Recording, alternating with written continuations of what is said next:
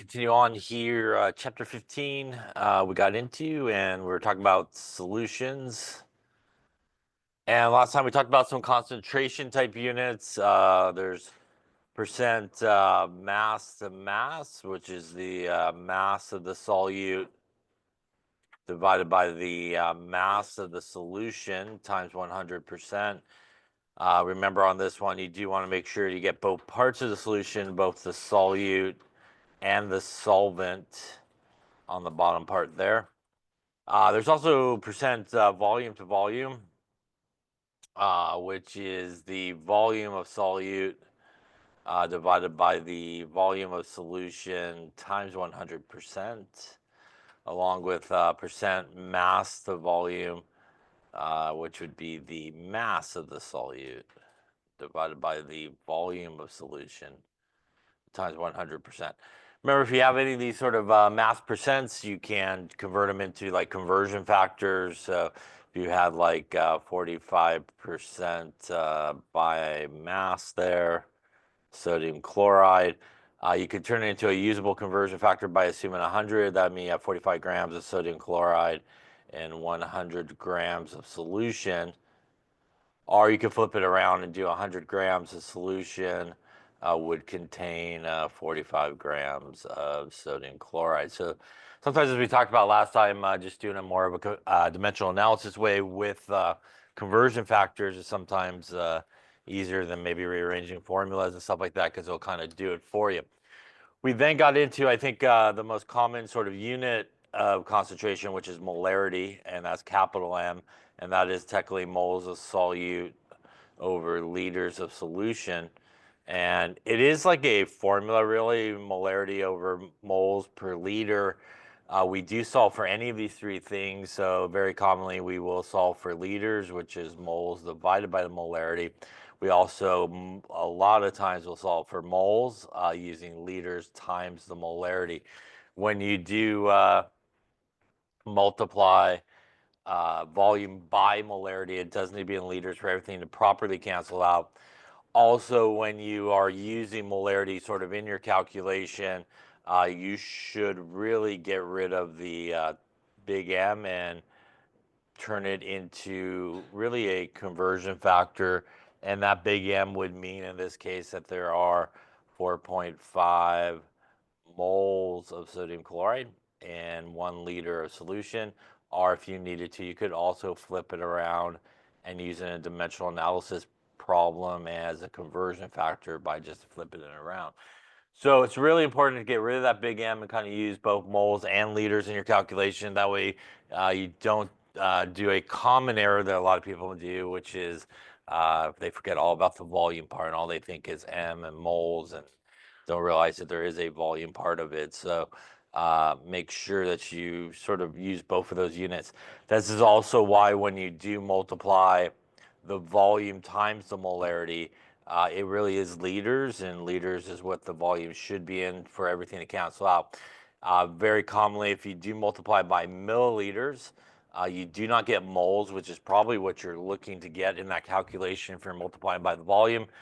You will get what is known as millimoles, which means you'll be like 1,000-fold off of probably what you're looking to calculate. So it's really just a good idea to always make sure it's in liters when you're multiplying by molarity.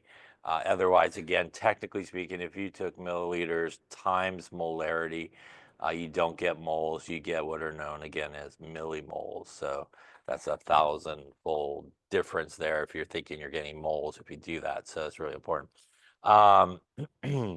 We also talked about sort of how ions are the molarity of ions as well, and it is related to how things break apart. So if you did have a sodium chloride solution, it would break apart into a sodium ion and a chloride ion.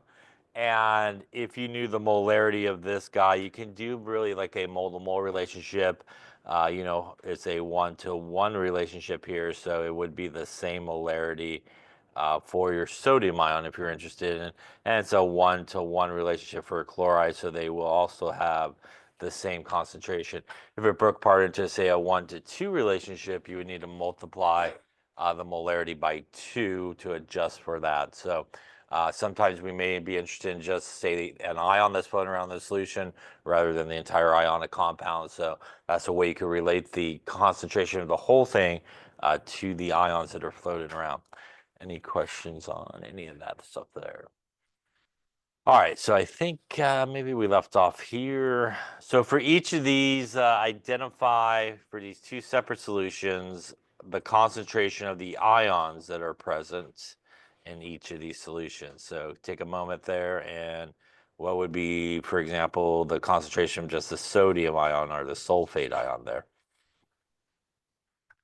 The potassium and the chromate.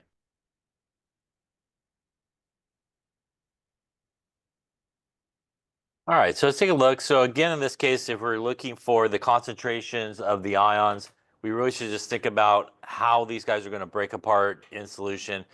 Because these are really ionic compounds, they are strong electrolytes, which means when you make a solution of them, they will not stay together. They will basically just 100% break apart into the ions. So if we have something like sodium sulfate, it will break apart into a couple of sodium ions there in solution and a sulfate ion. And what that means is if we look at our whole thing here, it has a concentration of 1.2 molar. It is basically a 1 to 2 relationship in terms of the sodium ions. So we would take actually the concentration and multiply it by 2. And that would give us, that is 2.4 molar in terms of sodium ions that are present. We could do the same thing here for the sulfate. It is a 1 to 1 relationship, which means basically we multiply it by 1. You don't necessarily have to do that, but we put 1, which will obviously give us the same concentration there of 1.2 molar.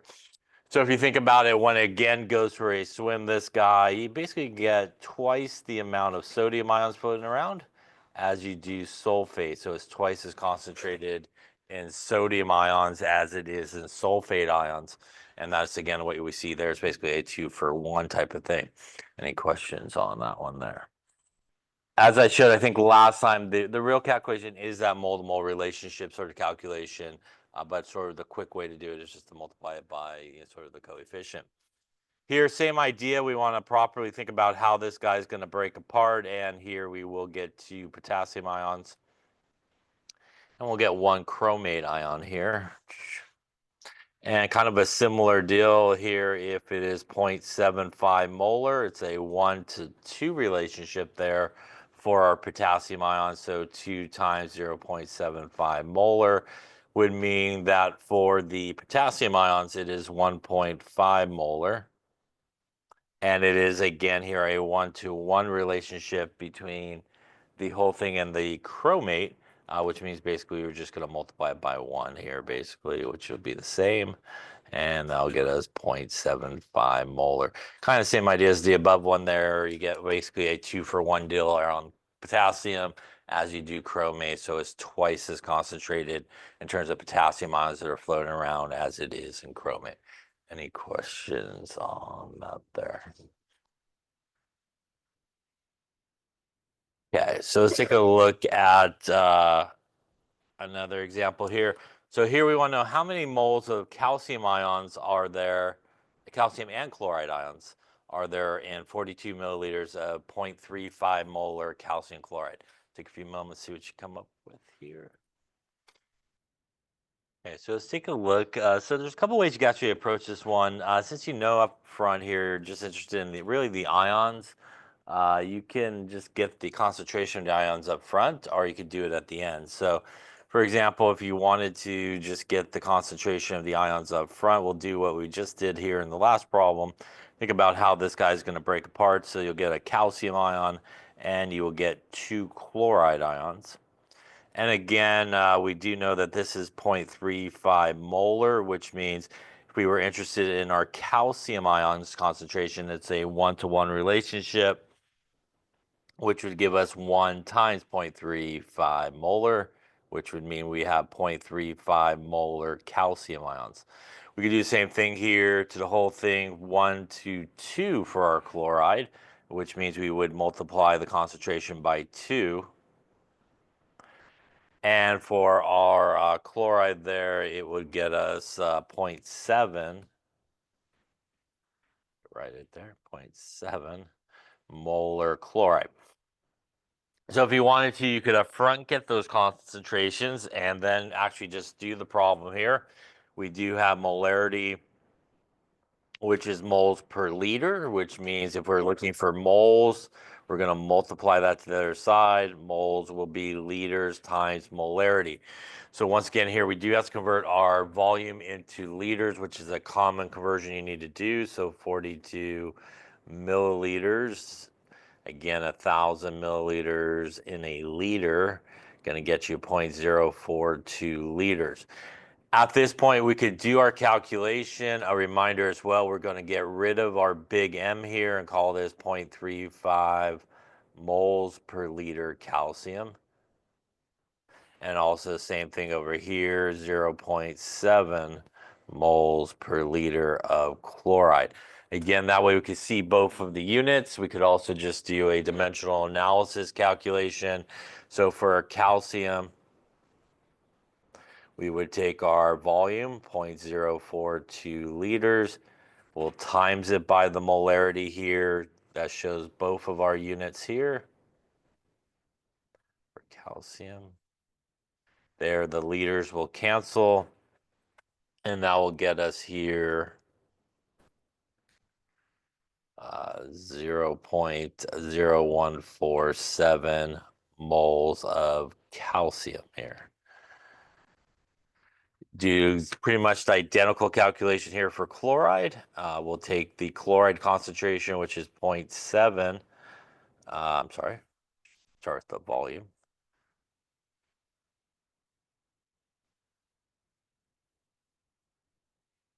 All right, so starting with the volume again, 0.042 liters, as it's in the same container, and use the molarity here, 0.7 moles per liter of chloride will get us 0.042 times 0.7, 0.0294 moles of chloride, which obviously if you wanted a grams, you could use the molar mass to get to grams.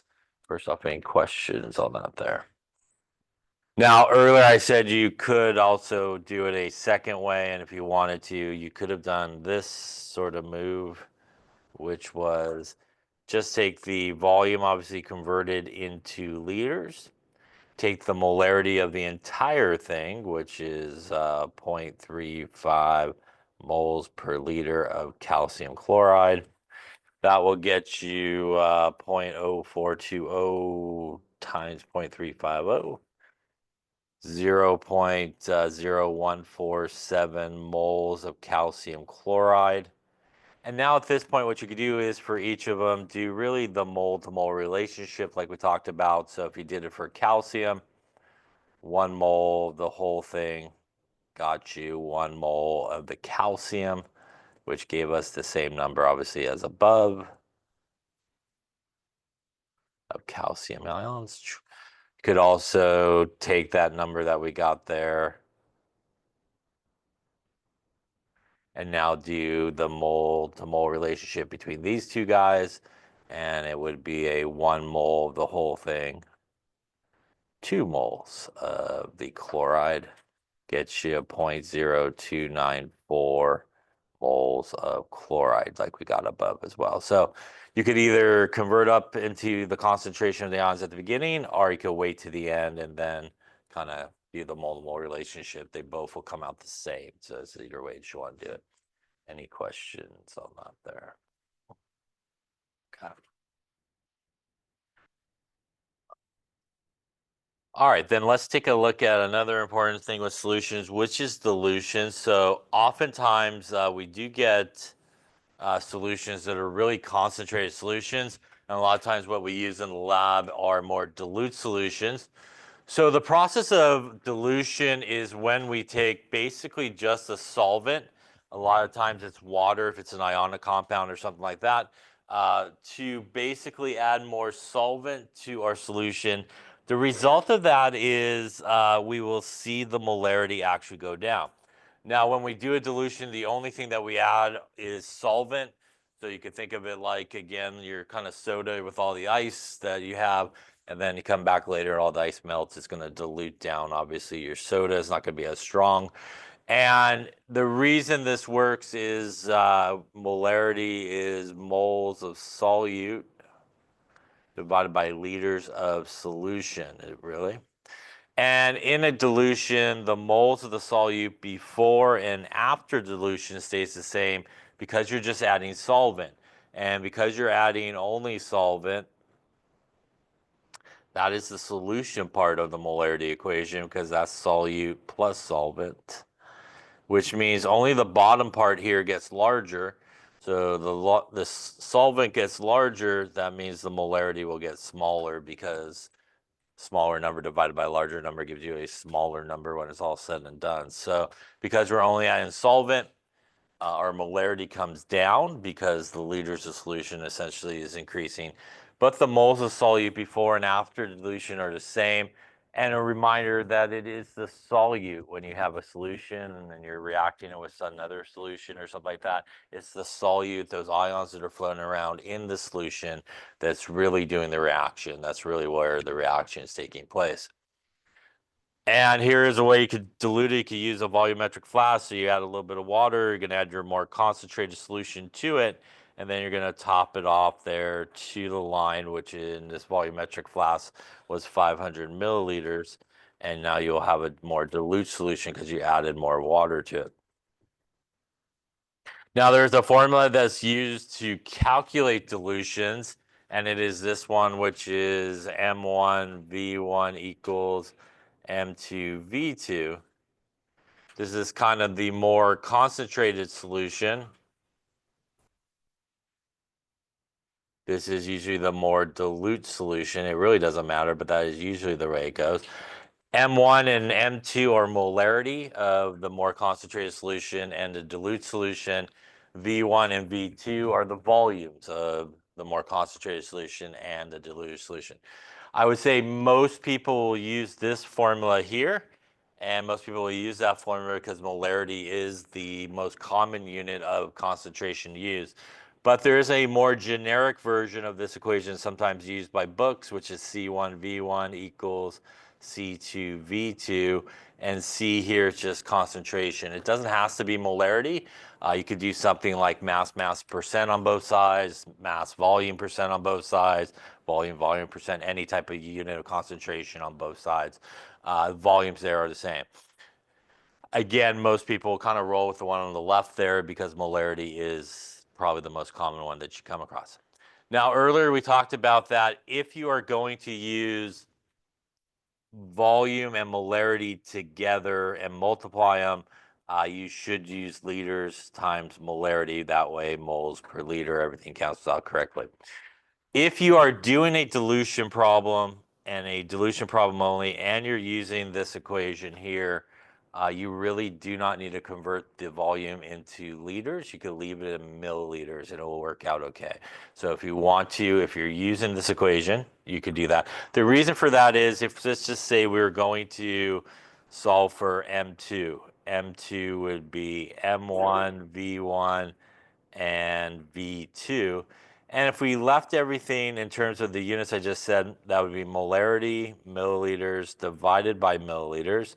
Milliliters cancel, you get molarity at the end. It works out okay. If you were going to solve, say, for V2, V2 would equal M1, V1, M2. If you just put the units in, molarity, milliliters, molarity, they cancel out. You're left with milliliters in that case. So if you want to, you can leave it in milliliters. If you're specifically using this equation, it will come out okay. Deal is if you put in milliliters, you get milliliters out. If you want to convert it to liters, then if you put in liters, you'll get liters out and it'll work out fine, no matter which way you want to do it. If you are using just volume and molarity by itself, not using this equation, you should 100% of the time convert it into liters because that is most likely going to give you moles, which is what you're looking for. But again, if you're using dilution equation, you can leave it in milliliters. Any questions on that there? All right.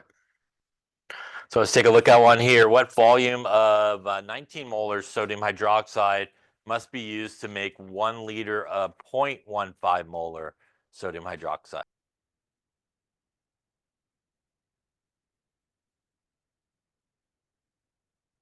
Okay, so let's take a look. So once again, we have a 19 molar sodium hydroxide solution.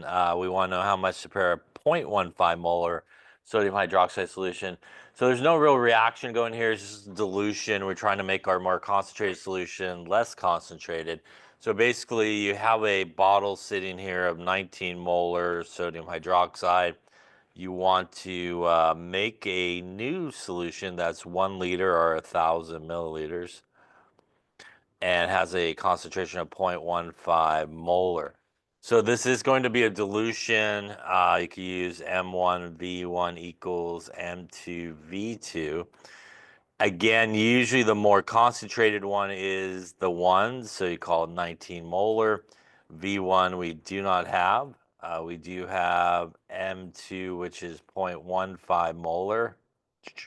And our second volume that we want to make is 1 liter.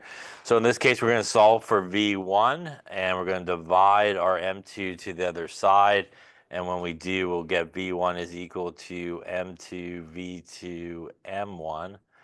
Popping our numbers into here, 0.15 molar, V2 1 liter divided by 19 molar. The molarity is going to cancel, and we are going to be left with liters in terms of our units. And that's going to be 0.15 basically divided by 19. That's going to get us 0.0079 liters, or if we convert it into milliliters, looking like 7.9 milliliters of sodium hydroxide. So what does that number mean? That number is how much of the more concentrated solution you need to take out. So you need to go to this 19 molar bottle.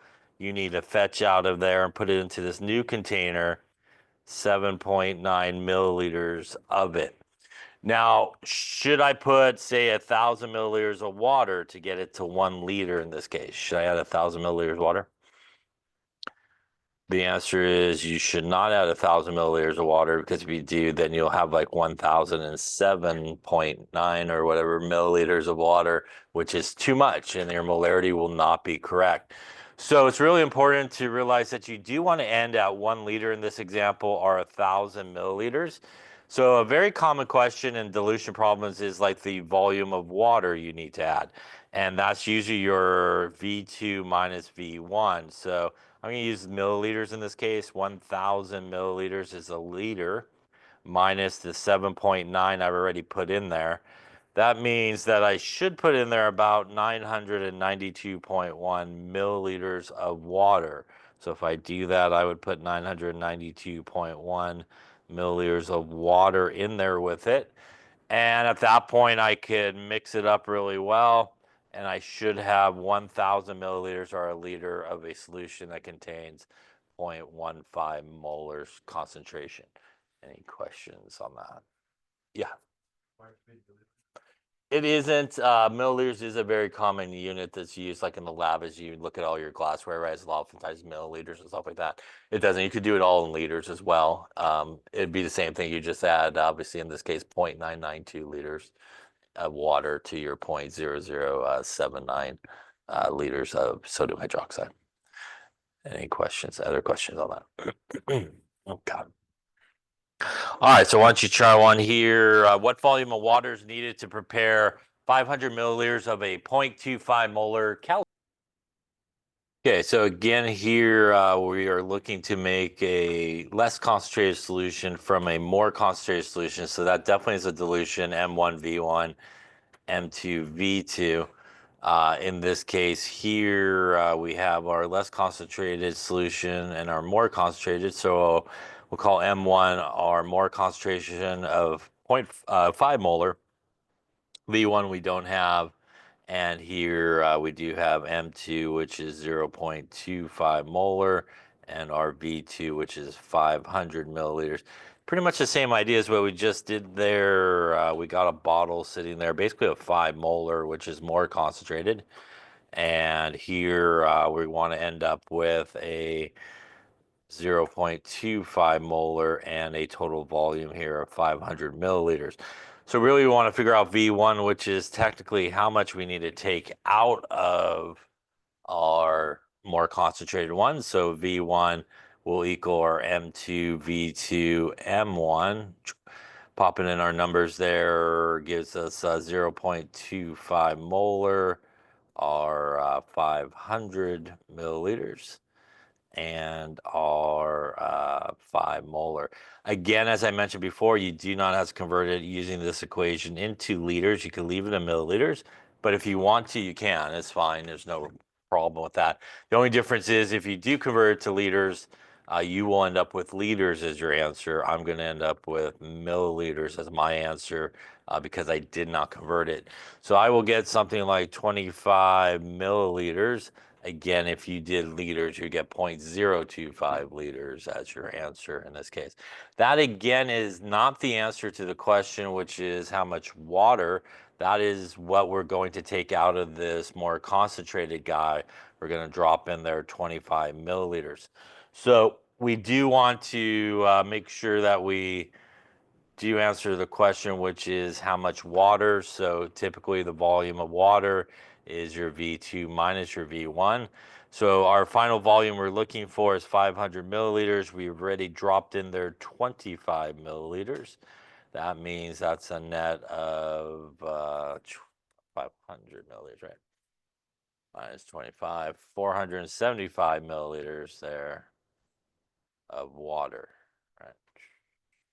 Again, we'll go 475 milliliters of water, giving us our grand total of 500.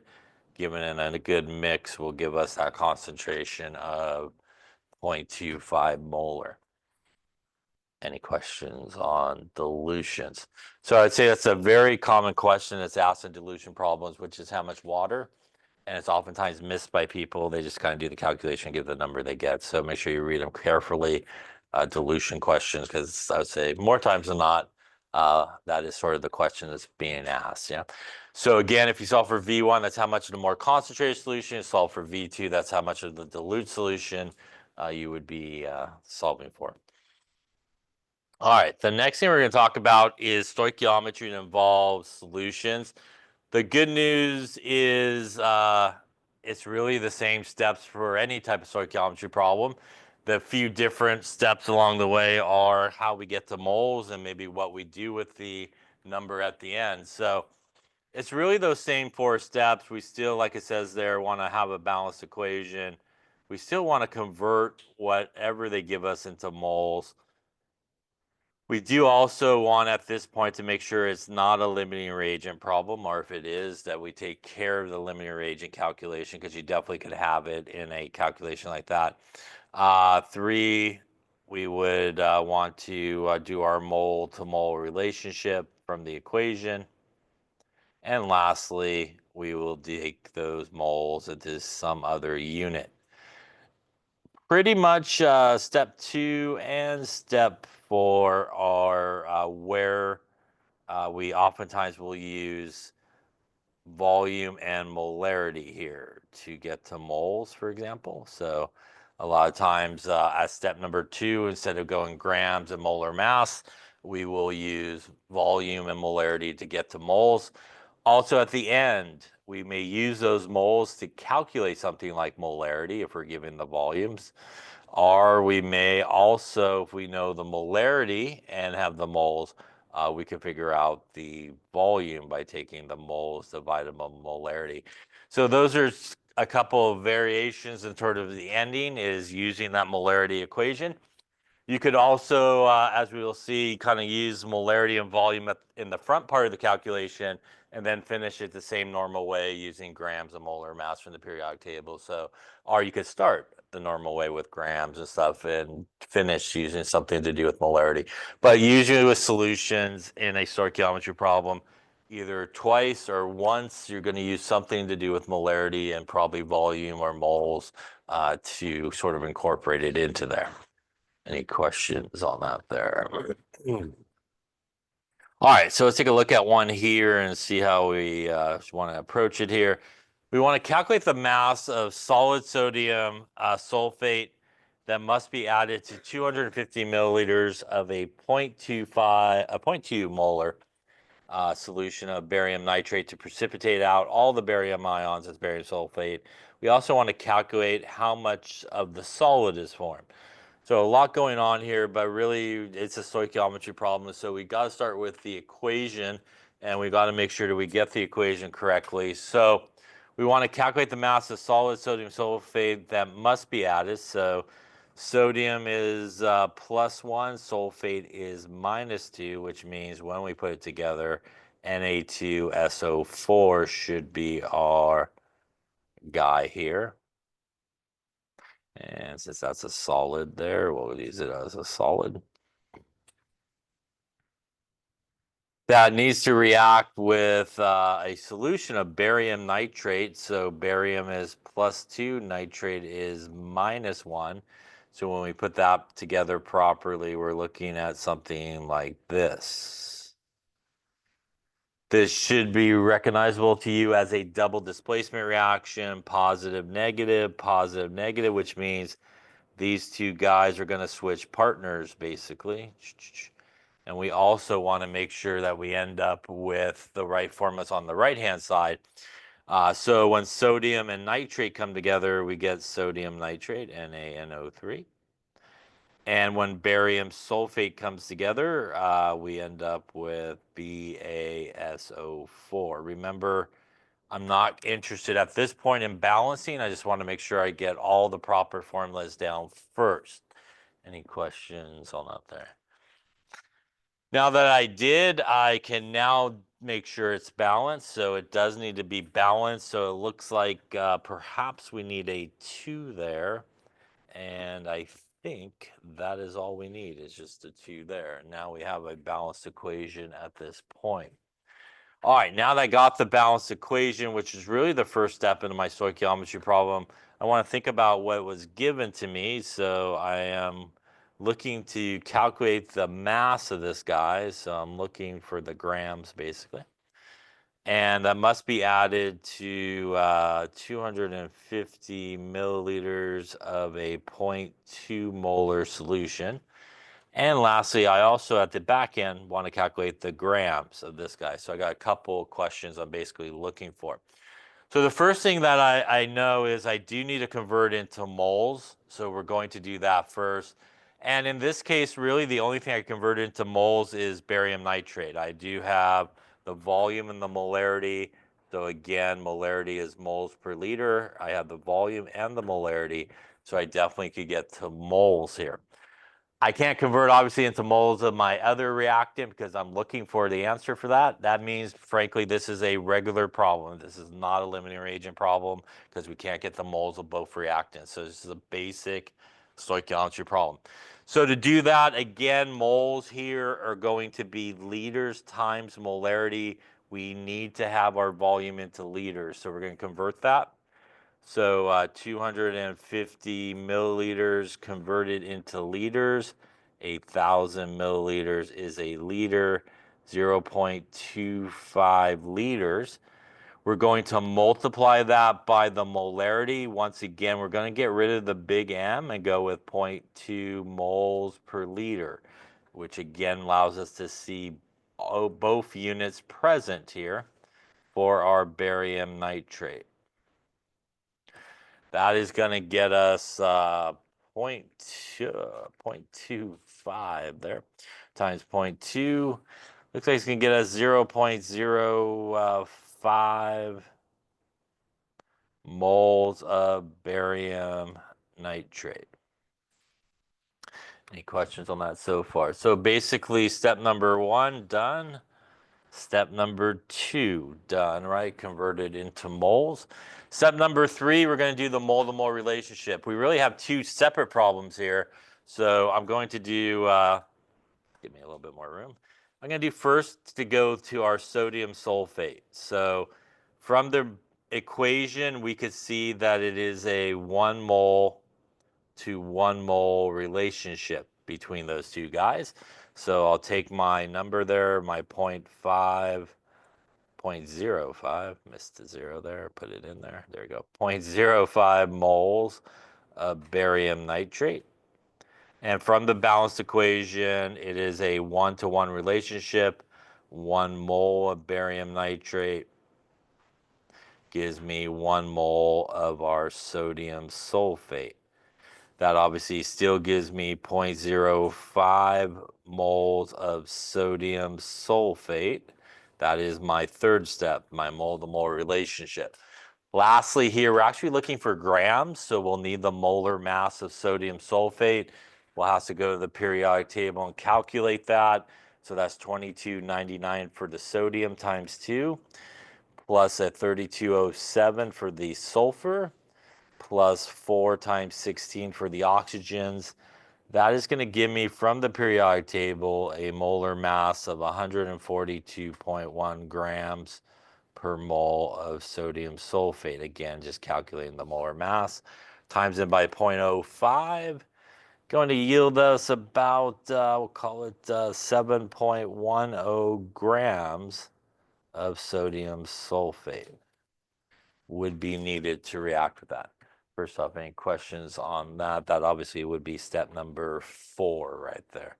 Any questions? All right, so in this case, we also are interested in how much barium sulfate we would make. So really, we could pick it up right here at our second step, since we already have done it here. So I'm just going to pick up at that second step. And doing the second part of the question, which is we're going to take our 0.05 moles of barium nitrate. And now what we need is the mole-to-mole relationship between barium nitrate and barium sulfate, which also is a 1-to-1 relationship from the balanced equation. So 1 mole to 1 mole. So we'll use that as our third step here. 1 mole of barium nitrate going to give me 1 mole of barium sulfate.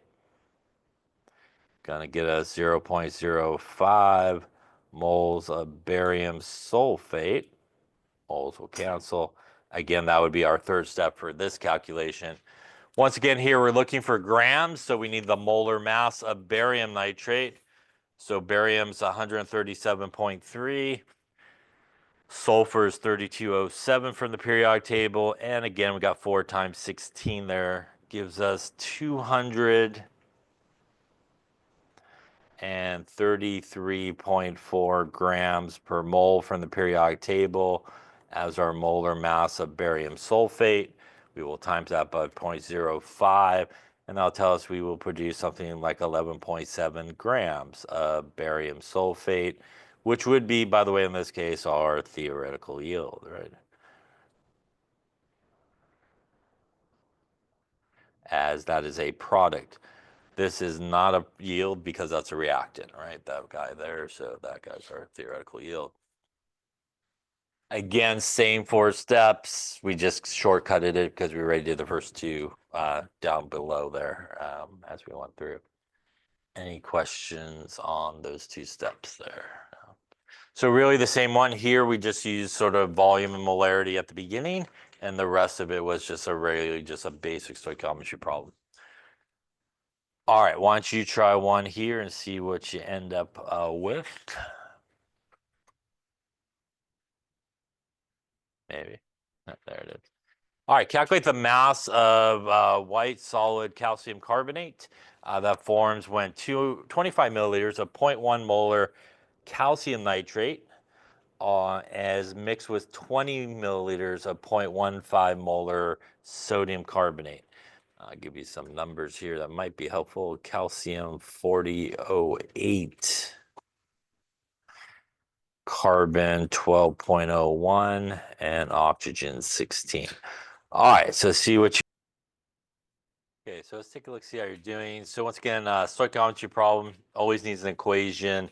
We want to calculate the mass of solid calcium carbonate formed.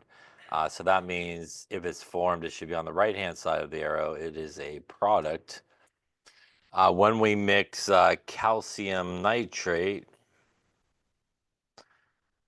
with sodium carbonate here, which these guys should be on the left-hand side. This is obviously a double displacement reaction, so we already got calcium carbonate together. Again, we want to put our sodium and nitrate here together properly. Again, it is a +1 -1 situation, so we should get the right formula down there, which is NaNO3. At this point, we can now balance it, and I think I'll need a 2 there, and perhaps that might be it, I think, in this case. So we got 2 sodiums, 1 carbonate, so we are balanced.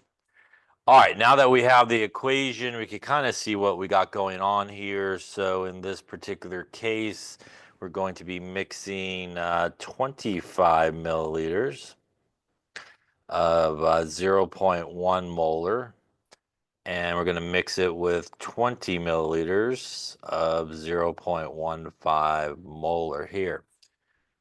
Once again, we can hopefully know I have volume and molarity, which definitely means I could get to moles. Again, using the molarity equation, I have volume and the molarity, definitely could get to moles.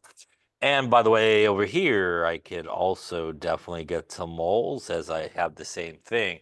Because I could get to moles of both of these starting reactants, that also should tell you that this is a limiting reagent problem because of that.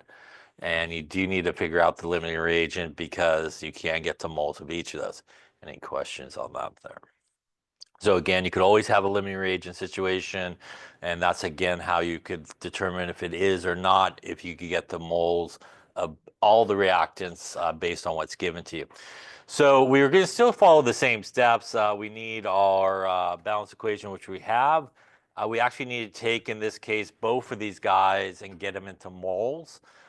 So we're going to convert our volumes into liters, so 25 milliliters. Again, divided by 1,000 milliliters is a liter. Will get us 0.025 liters. We'll also do our 20 the same way.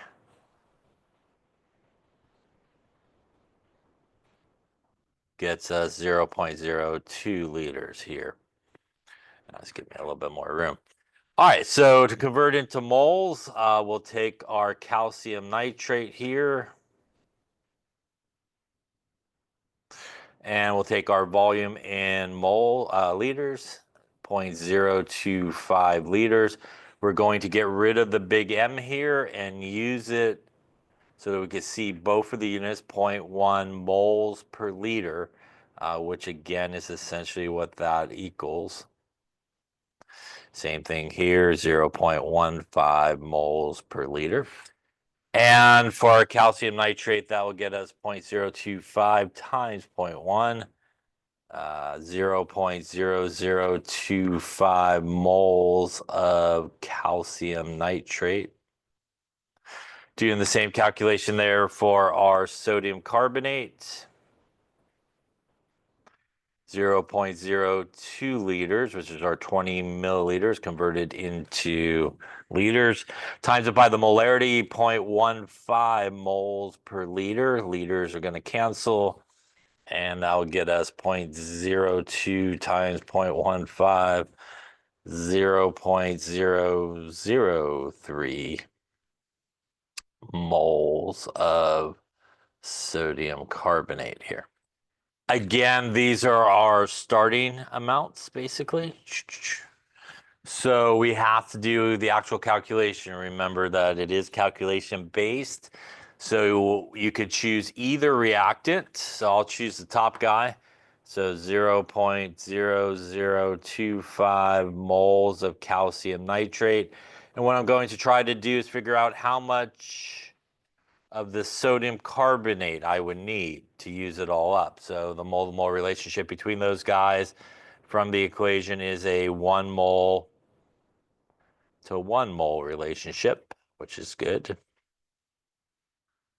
That'll give me 0.00250 moles of sodium carbonate is needed. And what we want to do again is compare that to how much sodium carbonate we have to start with. So we need 0.0025. We are starting with 0.003. So we have enough And what that means is the sodium carbonate's our excess reagent, and here it is our limiting reagent, our calcium nitrate. Any questions on that calculation there? Again, now that we know, and we're looking for how many grams of this guy. Now that we know which one's our limiting reagent, we're going to go back and use the starting amount of our limiting reagent.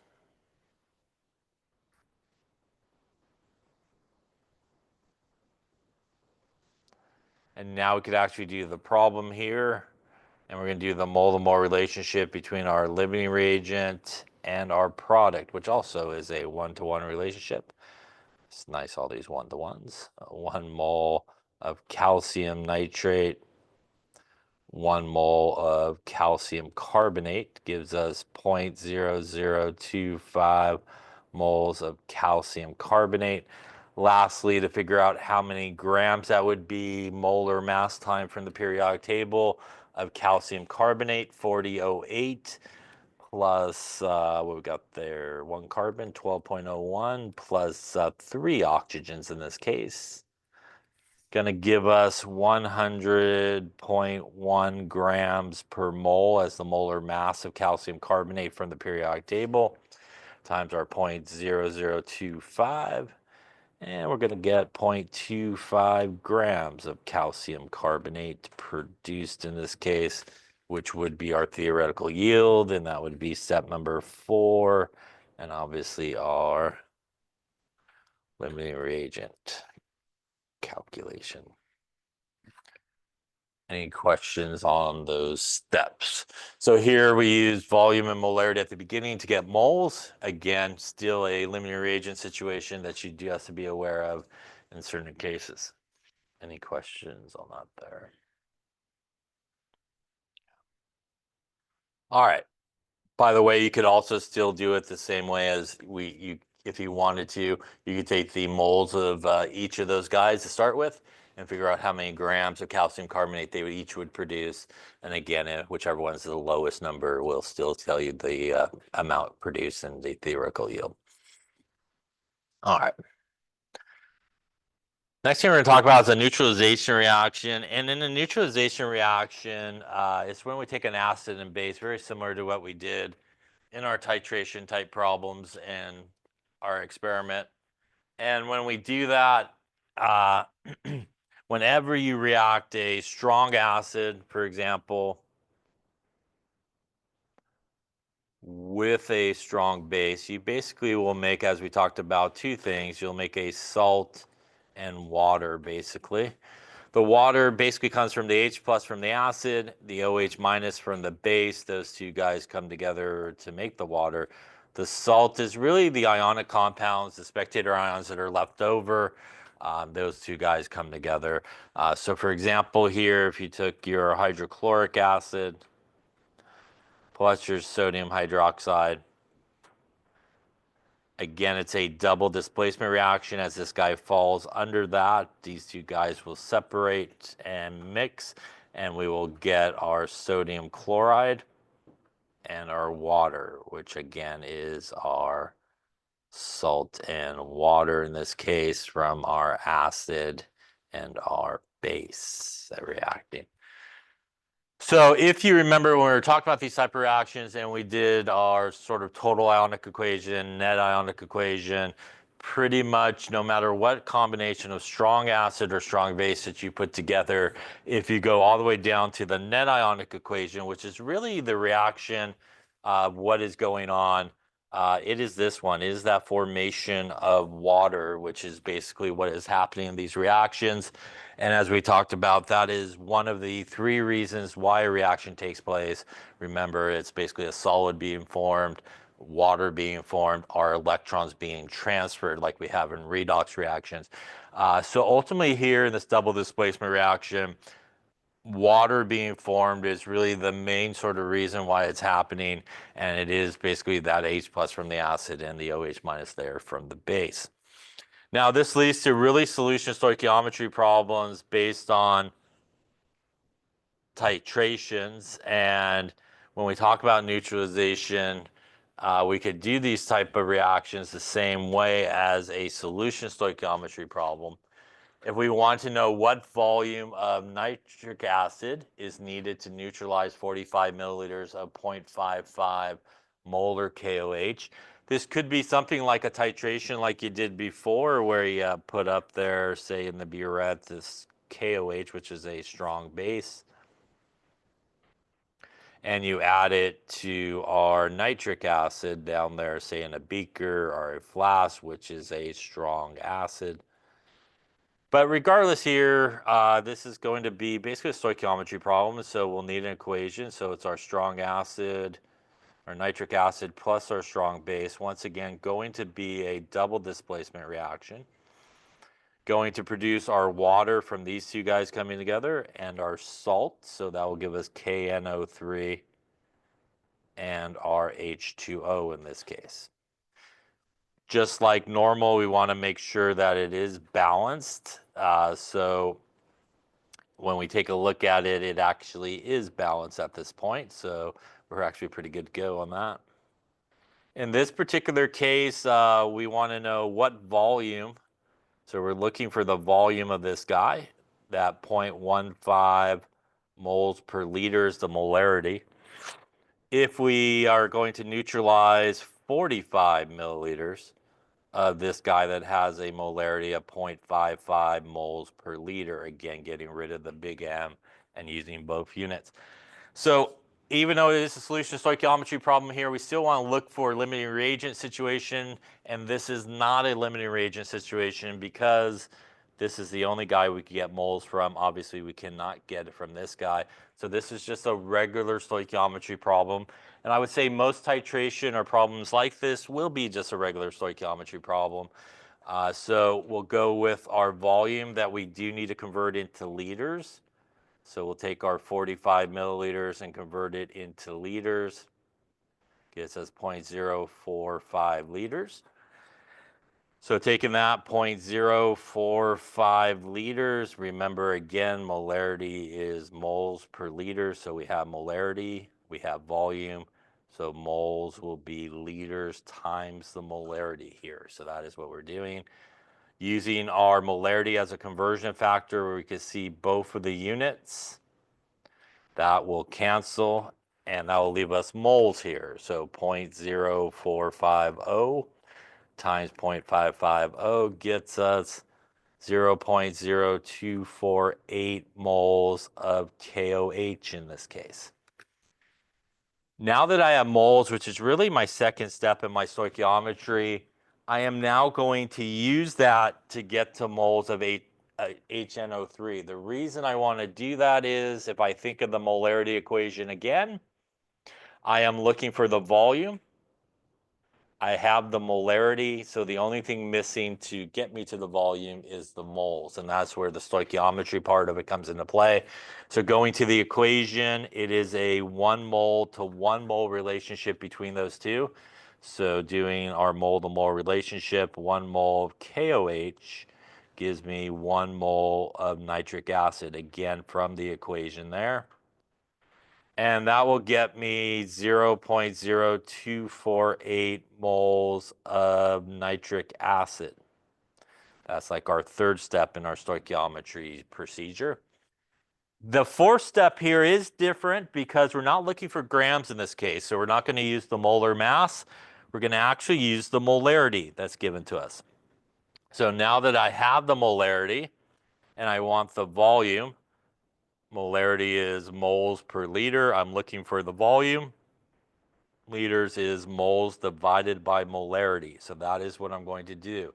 I'm going to use my molarity as a conversion factor. Again, opposites cancel, which means actually I want moles on the bottom in this case. And I want liters of my nitric acid up on top. That way the moles will cancel. I'm essentially dividing like I should be doing here. So we'll take that and divide it by 0.15. Going to give us 0.165 liters, as I'm in liters here, of nitric acid, which if you multiply by 1,000, if you wanted milliliters, for example, That would be 165 milliliters of nitric acid, or liters, whichever one. In this case, it didn't really specify, so you can leave it either way. Any questions on those steps? Again, staying 4 steps that we've been doing. Here we're using molarity and moles at the end to figure out the volume. So again, that kind of second step and 4th step are very common steps in solution stoichiometry where you could use molarity and volume together. Any questions on that?